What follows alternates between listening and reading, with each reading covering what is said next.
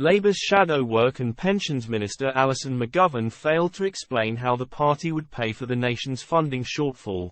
Labour was left exposed over their tax and spend plans this evening as their spokesperson on Question Time floundered under piercing scrutiny from host Fiona Brew. Alison McGovern was handed the job of attacking Jeremy Hunt's autumn statement on the key BBC politics show, but was left flummoxed when asked how Labour would pay for the spending shortfall.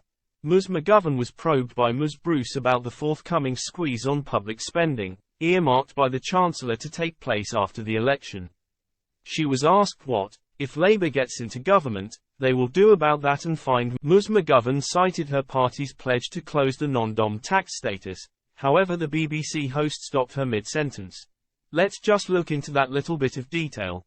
At the moment, public services are facing real terms cuts of £13 billion next year, rising up to £21.07 by 2027-28. That's from the IFS. Let's take next year, that's £13 billion. Abolishing the non-dom tax status, for example, will raise £3.6 billion a year. Now £2 billion of that you've already allocated to breakfast clubs in primary schools and to train more NHS staff, so that leaves you £1.6. How's that going to work?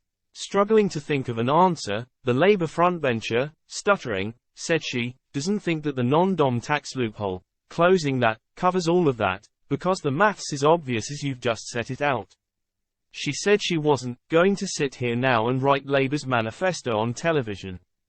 Journalist Isabel Oakeshott watched on, unimpressed, before cutting the top Labour politician off and observing, it's a complete